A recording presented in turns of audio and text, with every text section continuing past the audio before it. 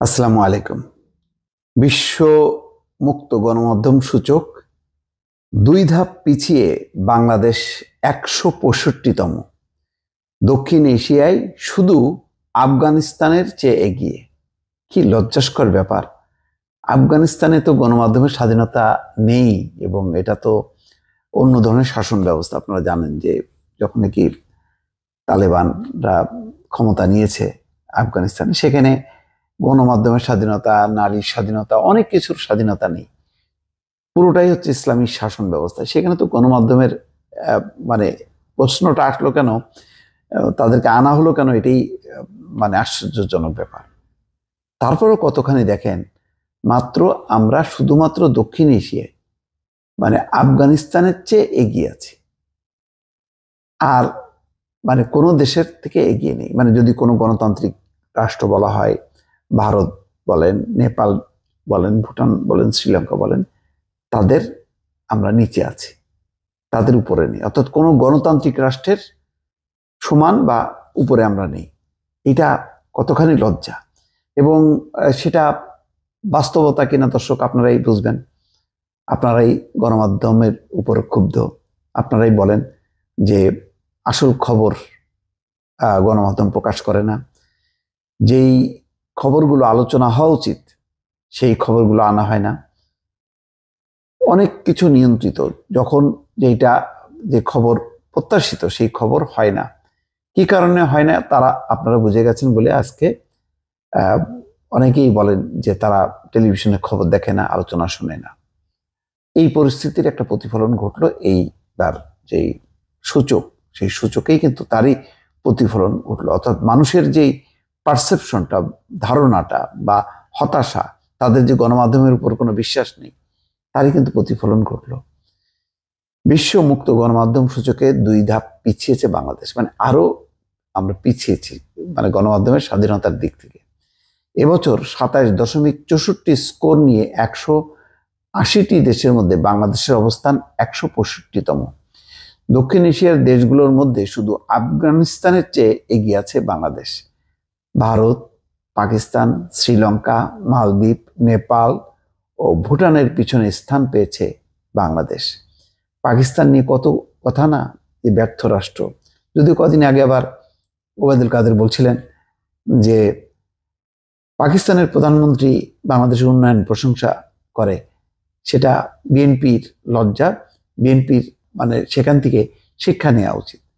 তো গণমাধ্যমে কি হলো, তারা তো এগিয়ে আছে, সেটার কি জবাব হবে?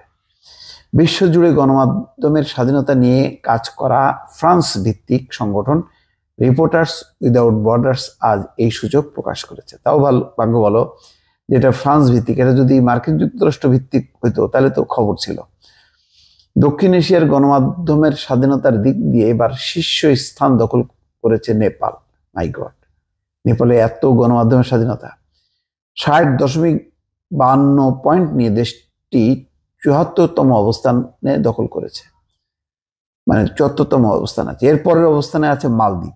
দেখেন, দ্বীপরাষ্ট্র মালদ্বীপ কদিন আগে নির্বাচনে সেখানে মুইজ্জু চীনপন্থী, তিনি জয়ী হয়েছেন, মানে সংসদেও তার দল ভূমিধস বিজয় পেয়েছে। সেই দেশেও গণমাধ্যমের স্বাধীনতা আছে। ৫২.৩৬ পয়েন্ট নিয়ে দেশটি ১০৬তম অবস্থানে। এবারের তালিকায় প্রথম অবস্থান থেকে ছিটকে তৃতীয় স্থান পেয়েছে ভুটান ছিল আগে উপরে, সেখানে একটু পিছিয়েছে। ৩৭.২৯ পয়েন্ট নিয়ে দেশটি ১৪৭তম অবস্থানে আছে। দক্ষিণ এশিয়ার চতুর্থ, পঞ্চম ও ষষ্ঠ অবস্থানে রয়েছে যথাক্রমে শ্রীলঙ্কা, পাকিস্তান ও ভারত। দর্শক দেখেন, পাকিস্তান উপরে আছে, ভারত নিচে আছে। তার মানে ভারতেও যে কি পরিমাণ নিচে নামছে তাদের গণমাধ্যমের স্বাধীনতা, এতে পরিষ্কার। এই ৩টি দেশের বৈশ্বিক অবস্থান ১৫০, অর্থাৎ শ্রীলঙ্কা ১৫০, পাকিস্তান ১৫২, আর ভারত অনেক পিছনে ১৫৯। আমরা আর ভারত মোটামুটি কাছাকাছি আছি। গত বছর ১৬১ থেকে ২ ধাপ এগিয়ে এবার ১৫৯তম অবস্থান পেয়েছে ভারত। তাও তো ভারত 2 ধাপ এগিয়েছে আর আমরা 2 ধাপ পিছিয়ে গেলাম। আফগানিস্তান দক্ষিণ এশিয়ার দেশগুলোর মধ্যে সর্বশেষ স্থান পেয়েছে। 26 ধাপ পিছিয়ে দেশটির বৈশ্বিক অবস্থান 178তম, পয়েন্ট মাত্র 19.9। এটা আর মানে না থাকারই কথা। প্রতিবেদনে উল্লেখ করা হচ্ছে সাংবাদিকতার চ্যালেঞ্জের দিক থেকে গোটা বিশ্বে এশিয়া প্যাসিফিক অঞ্চল 2য় অবস্থানে।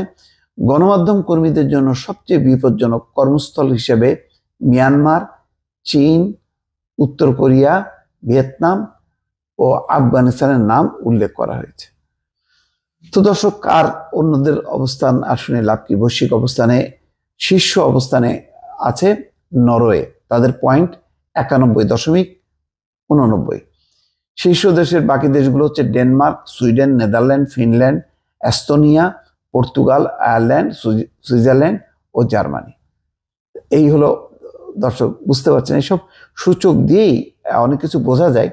তাছাড়া এমনি আমাদের নিজেদের পারসেপশনটাও তো আপনারাই তো সবসময় গণমাধ্যমের ব্যাপারে এত বেশি অসন্তোষ প্রকাশ করেন, সেটা বোঝা যায়। এবং সেগুলো যে আসলে ওই সূচককে প্রভাবিত করে। তো এই হচ্ছে দর্শক আমাদের এই অবস্থা। নির্বাচনটাও ভালো নির্বাচন হয়নি, আমিডামি নির্বাচন, অর্থাৎ নিজেরা নির্বাচন।